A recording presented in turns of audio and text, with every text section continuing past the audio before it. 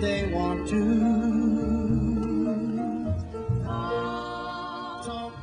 And welcome to Let Them Talk. I'm Paul DeRienzo. And I'm Miss Joan Moossy. And our guest, Elaine Brower, who's a spokesperson for The World Can't Wait. Yes, that's right. And The World Can't Wait is, we're going to hear what they're about, but I think one of the first things when you go to their webpage that they're about is impeaching George Bush and ending the war in Iraq. Driving out the Bush regime. Driving out the Bush regime, all right. And we should say first, welcome to Let Them Talk. Yes, thank you for coming. I was going to say such a non-committal point of view there. And so, Elaine, welcome to join us. Welcome to Let Them Talk. And we're facing now the listeners, the viewers throughout the borough of Manhattan and around the world. And we're going to give you an opportunity to talk about why the world can't wait. The world can't wait for what?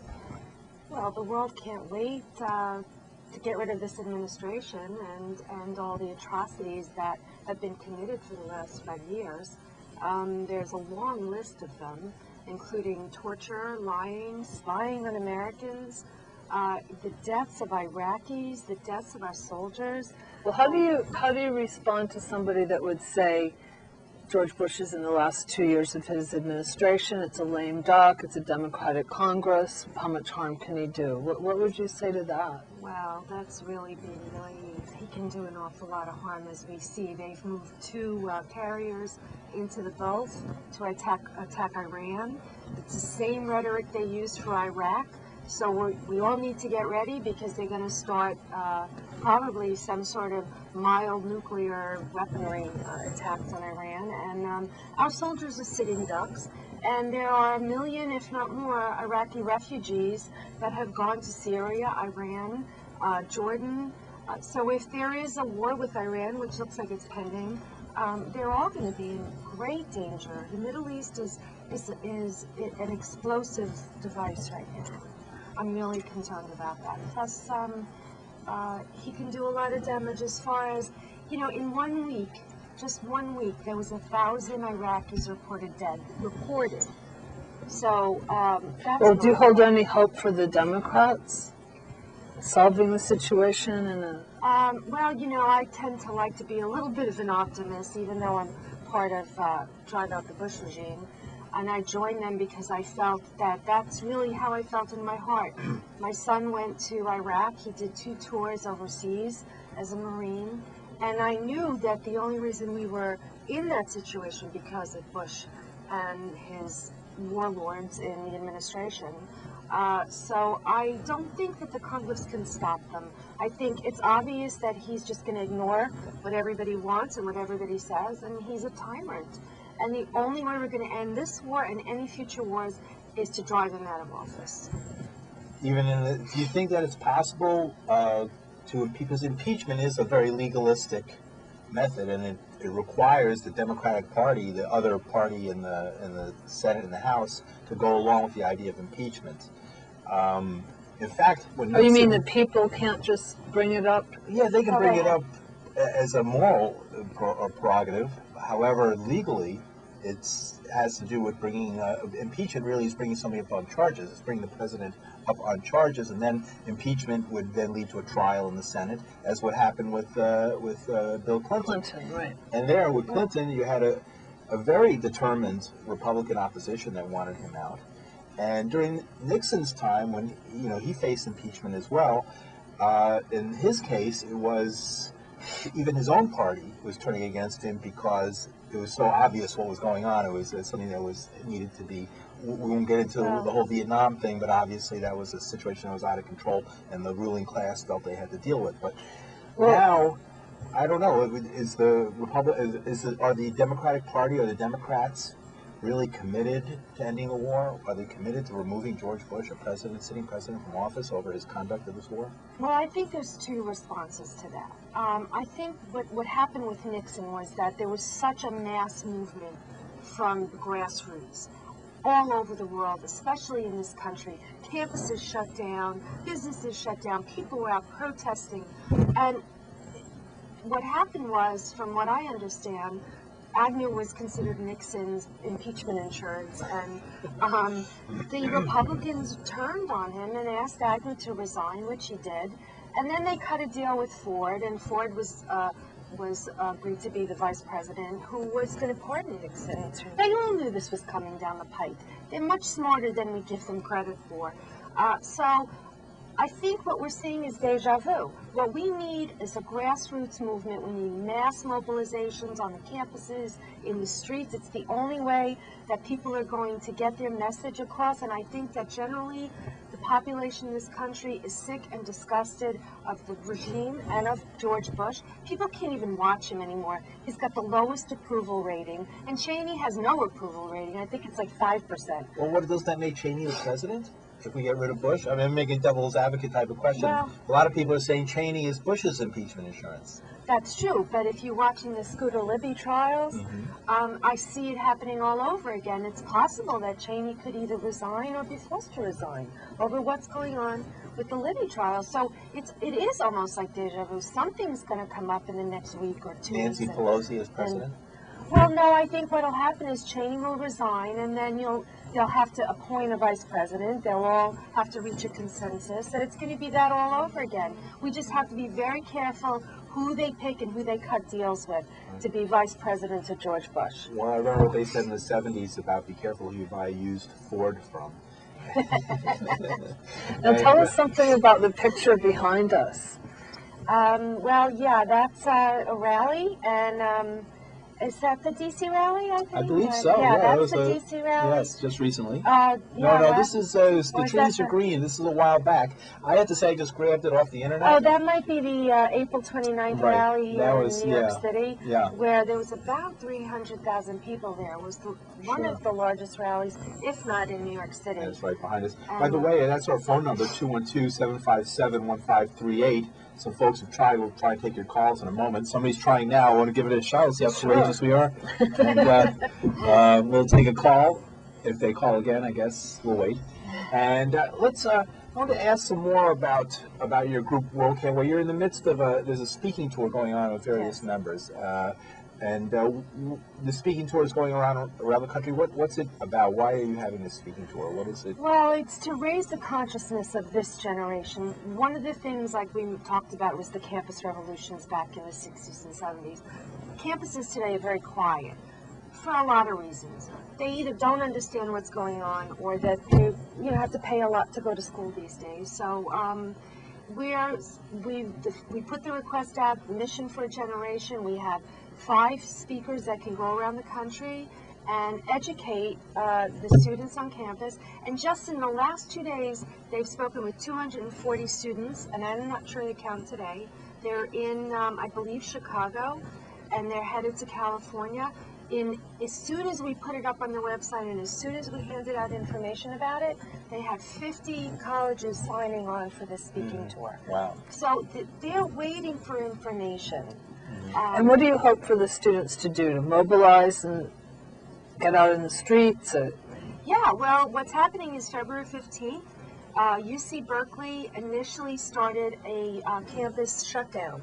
They're going on strike the 15th, and now I believe there's 6 other schools around the country that have joined in. Columbia University here in New York City, and Occidental in San Francisco Bay Area, a few others I can't recall. But little by little, once the information is out there, the students are realizing we have to do something because they're going to attack Iran, and this could be a nuclear war. This could be the end of our generation, or we could have a draft, and then we all have to go.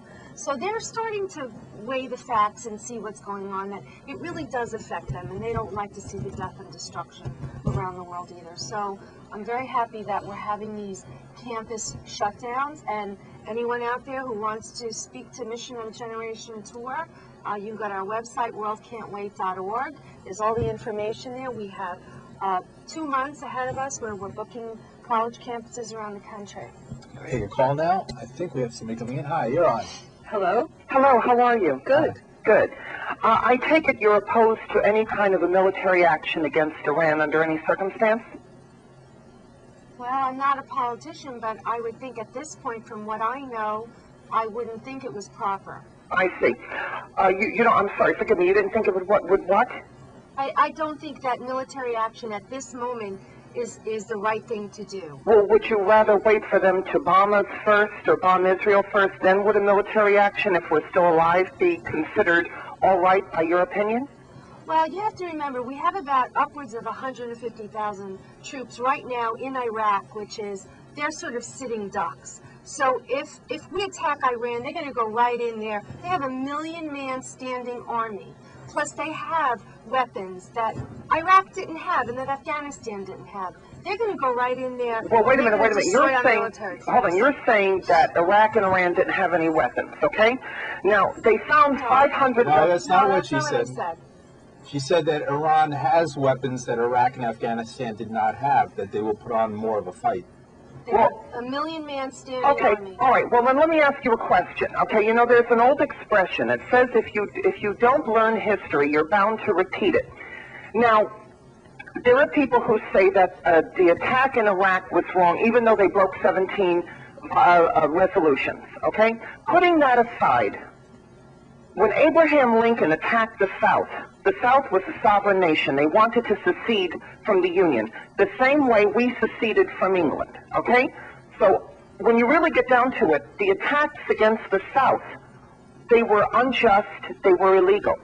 World War II, we were never attacked by the Nazis or the fascists, but yet FDR, who was a warmonger, okay, said, well, we were attacked by the fascists. Now, there were no fascists, no Italians, no Nazis, and no Germans in those kamikaze planes. We did not learn that there was a pact between those three countries until we went into Germany, and we invaded what was a sovereign nation. Now, don't get me wrong. Don't get me wrong. I'm not saying we shouldn't have gone after Nazi Germany. But when you really get down to it, when you stop to think about it, we were never attacked by the fascists or the Nazis. I just have a question for you. Wait, let me finish one thing, and then I'll be happy to answer your question. But yet the Soviets signed a pact with the Nazis, and we gave them a pass because FDR deemed them our ally, of which they were never our ally. We just had a mutual enemy with the Nazis, but they were never our allies, okay? Well, that has happened to us a lot in the past. We always sign deals and make pacts with other countries. Yeah, but what bothers me... Let her ask her question. Yeah, I just have a question for you. Where's Osama bin Laden? Weren't we told that he's the one who masterminded 9/11? Well, and there were 17 Saudis on those planes out of 19. Yes, but wait a minute, I'm going to answer your question. The Saudi government never backed the actions of those 19 hijackers, of which I think only something like 17 were Saudis. But they never backed them. It was the same when those kamikaze planes attacked us on December 7th, 1941. There was not one German, there was not one Italian on those planes. Now, the same people who had peace signs in the 30s and 40s saying, let's love the Soviet Union. The communists are wonderful people. If they murder and they pillage and they put people in concentration camps called gulags, we should love and understand that. Wait a minute. Those were the same people that said we need to go after Spain because Spain is a threat to the world. I want to know where Osama bin Laden is. Okay, well, let me ask you a question. Wait a minute. Oh, I'm going to answer that. It's a two-part thing. Please answer, because we have other callers who want to get on. But I'll make it quick. There's a two-part thing. If you want to know where Osama bin Laden is, you have to ask Bill Clinton, number one. But he number knew where two, he was. wait a minute. Targeted. Let me finish, and then I'll hang up. And it was no war for Monica. Let me finish. No war for Monica. Let me finish. The same words you're saying, they said about Zarqawi and they said about Saddam Hussein. If they catch Osama bin Laden, you know what the left is going to say? And I'm a Democrat. The left is going to say, big deal. How come they haven't found Jimmy Hoffa? How come we don't know where Hitler is? You'll make up. We're going to go on. Thank you very much, caller. Thank you, caller. Thanks for calling. Hello. Thanks for calling. And we have somebody else who's calling right now. I think I was going to give them a shot, but well, there's a lot here. Somebody else. You're on. Hello. What do you propose to do with Iran? Well, what do you mean by do with Iran? You have no problem with them developing bombs? Well, we know. I mean, they told us that Saddam Hussein had weapons of mass destruction. I don't believe a word I hear in the way of that kind of propaganda anymore. I don't think most of America does. Can I just say, what about North Korea? North Korea has a bomb. What do we do with them? I couldn't hear you. I'm sorry. North Korea, they already are closer to a nuclear weapon, a strike weapon, than Iran. Iran they didn't even enrich their uranium. Whereas North Korea has a bomb. You just for the first one. So, okay, you don't believe that Iran is developing a bomb, so you think it's a... Well, we should go after every country then that's developing. No, I mean, it's the first tier is The gentleman just said he doesn't believe it. Well, why should I? Yeah, it's fair. Well, why should I after what happened? Fair, but I mean, I believe we're it. still looking for the weapons of mass destruction. That's why I said it's fair. I'm You still have looking that, for it. and it's probably healthy to be skeptical. And besides, what would they do with it? So what? A third world country has an atom bomb. I mean, so what? What are they going to do? Their assertions that they're trying to do it, it's just for clean power. Well, but so what even? So eventually every country in the world will have nuclear bombs. I mean, this is just temporary. Well, that was my first question. What would you do? And the answer But the whole is world nothing. is going to have them anyway. So that's the answer? Well, you could buy them from Russia. There's probably soldiers from Russia who stole them, who sold them to people a long time That's ago. true. That's a very And volatile Israel has situation. 200 of them. Yeah, and Well, your answer is nothing. we're the biggest abusers. You would do about Iran is nothing. We are this country is the biggest abusers of using I'm just weapons asking. of mass I'm destruction. speaking to the gentleman on the left. okay, I'm I'm sorry. sorry. And he won't answer me, and then you jump in. Well, she can Well, jump she's in the- if she wants. She's the guest. She's our That's guest. why she's here. Right, but She I has can't that, she has that your pop. answer. She has those pops. She can jump right in anytime she wants. So your answer is nothing. I don't think it's a big deal, personally. I think it's a lousy reason for war, and it's just that, a pretense. A Who said pretense for anything war. about war? It's a pretense for war. Who said war? You're saying war. Yeah, I believe the U.S. is getting ready for war against, the Bush administration is absolutely getting ready for war against Iran. Well, He's I have gone. a question There is for no our he's guest. gone. Yeah, okay, we're going to move on. Thank you very much, Colin. Thank you. Are you against the current war in Iraq, or are you against the current war in Iraq and all wars? No, I'm not against all wars. I'm not a pacifist. My son joined the Marine Corps in '99. I wasn't happy about it, but we are patriotic Americans, and I believe that you need to have an army. Unfortunately, in this world, you have to protect yourself. But we're not protecting ourselves in Iraq. This was totally a war of aggression. And I feel terrible that my son, he signed because he wanted to be a patriot, he wanted to protect this country. He's upholding the Constitution, the Nuremberg Principles, the Geneva Conventions, and they sent him off to a place like Iraq where it's a war of aggression. They're killing innocent civilians, women, children, men, out of, just sheer bombing, and because they're there, they have to survive. My son said to me, Mom, when they dump you in a war zone, you want to come home. You have no choice but to survive. So, it's unfortunate that we're in this position. I'm against the Iraq war, and now that I've learned what this administration is up to, now I'm against Afghanistan. My son was in Tora Bora. He called me up one day, and out of shock, I said to him, what happened? He said, we bombed the caves, because he's a demolitions expert, and we knew Osama bin Laden was in there, but they let him get away. I said, why did they let him get away? He said, I don't know. I asked my major. My major said that we had to pull out. Those were our orders. We were not allowed to attack. So they let him get away. You tell me what that means. Now I feel that this administration has another agenda that I don't agree with. I think absolutely, you're right, absolutely right. I mean, I think the agenda has to do with rearranging, using 9/11 to rearrange world affairs in the Middle East that the U.S. has wanted to do since the Iranian Revolution and the Shah was overthrown. Yeah. And I think that's really been the target all along. And I think what's interesting is that what did 9/11 turn out to be? Really just what it is, a terrorist attack. In my opinion, I know there's lots of folks who think that the government was behind it. Maybe they're right. I'll give them props. We've had people on. But the evidence that I look at seems to look at it was just your standard run-of-the-mill, 20 guys in a cell, terrorist attack. It can happen all through history. It's happened before. It'll happen again in different countries. I hate to hear you call it run-of-the-mill, though. Hey, that was a big... Take it, but that's a little scary. Right, but that's the motivations behind it. You're always going to have enemies. There are enemies. Yeah. Every society, it's religion, it's people. You have enemies. You're not friends with everyone. Right. I mean, look at New York City. Right. It's a conglomeration of people, and there are people that don't like each other. People are always looking for reasons, and for horrible things that happen, especially something like the World Trade Center attack. I mean, it's the type of thing where people can't believe that it just happened for some stupid, petty reason. And then the reality is maybe it just did happen for some stupid, petty Now, is your son in Iraq now, or is he home? No, he just came home a month ago. Oh, you must be very relieved. I am, but, now with this surge, and now that they've cut down the amount of time that they get to spend at home, they can recall him. We've discussed it, and he can be recalled. So I'm very concerned about that. Wow. And right now we have somebody else is calling right now. Want to give it a shot? Sure. I mean, hi, you're on. Hello? Welcome. Hello? Yeah, you're on. Hello? Speak up, please. Yeah. Okay, thanks. Yeah, I heard you talking about 9/11, and it's funny that so many people knew that that was going to happen before it happened. So I believe in my heart that the government knew and let 9/11 happen so they could go into Iraq and do the bad things they're doing. Now, what do you think about the impeachment concept?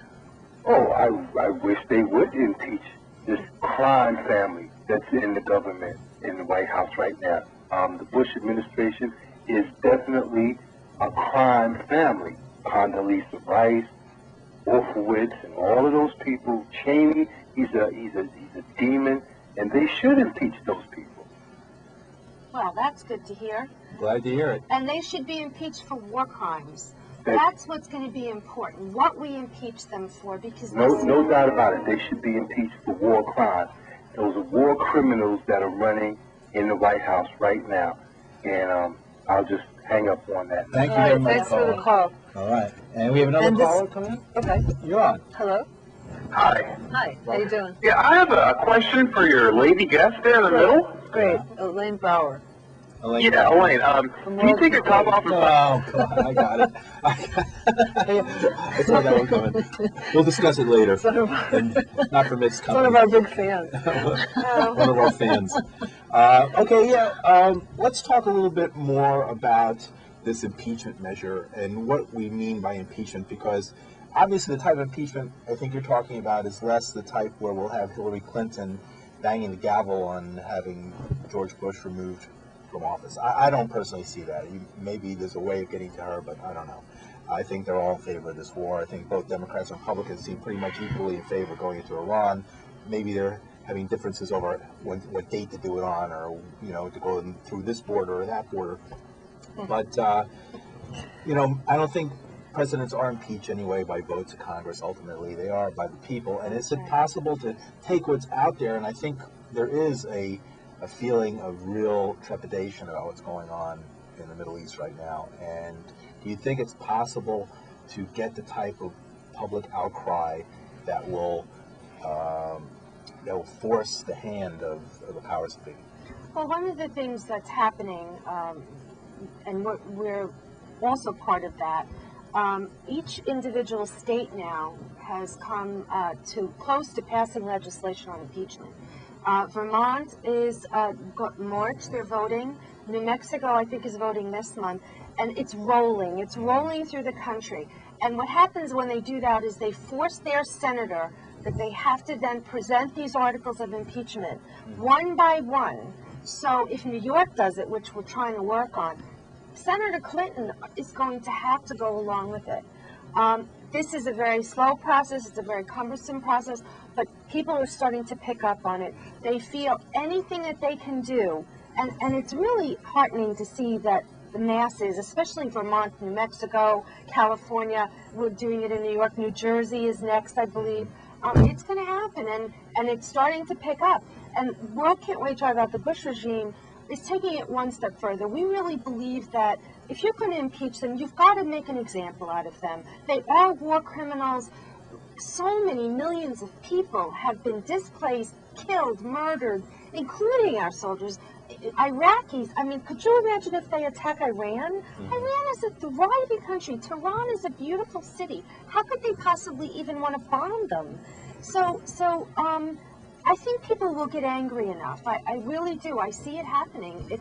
From 6 months ago to now, I see a big difference. Right, and how people are looking at this. Oh, yeah. How about, are you in contact with other military families? How are the military families looking at it? Are they, because obviously you want to be supportive of the troops, but at the same time, putting your children in harm's way, we've seen, is a conflict. Right. It's a contradiction. Well, I'm also a member of Military Families Speak Out, and I work a lot with them also, and one of the things that just came up is the appeal for redress. What's happening within the military now is that they're forming their own resistance, and it's once again harkening back to the Vietnam War. If you look at www.appealforredress.org, you will see that up to 1,300, now it doesn't sound like a lot, but 1,300 active duty military members have signed this petition, which goes to Congress saying they want the war in Iraq to end. Right.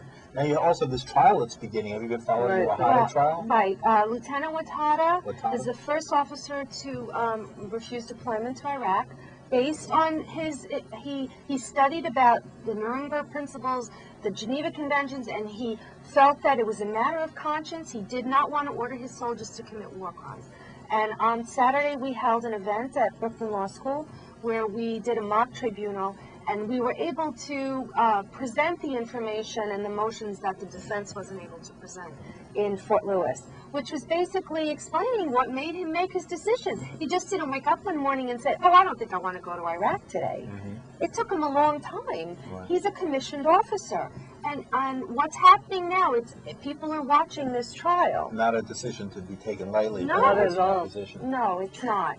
He could go to jail for that. He's got 4 years. 4 years? Yeah, they cut it down. It started at 6, and now it's down to 4. But, you know, it's a kangaroo court. It's a court-martial. Sure. We're hoping that they lighten his sentence. We're hoping that they don't convict him. But the judge in the case doesn't want to hear anything about the Iraq war being illegal or immoral. He's basically saying, you missed your deployment. You had conduct unbecoming an officer, 2 counts of that, and that's the end of it. So he has no defense. We have about a minute and a half left. How can folks learn more about World Can't Wait? Well, most importantly, you can go to our website, worldcan'twait.org. There's phone numbers there. There's lots of information about what we're doing. The weekend of February 17th and 18th, we're holding an impeachment summit.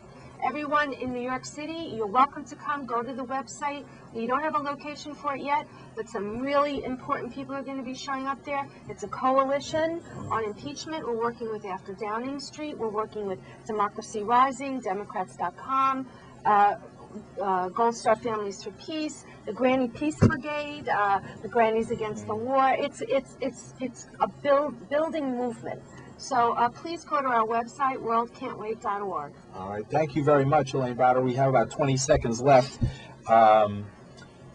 You're on. Hello? Hello? Hello. Quickie. Okay, I'll make it quick. None of you consider yourselves hypocrites when it comes to this issue, correct? No, we don't have much more time, but we don't. And with that, we're going to say goodbye. We'll see you next week.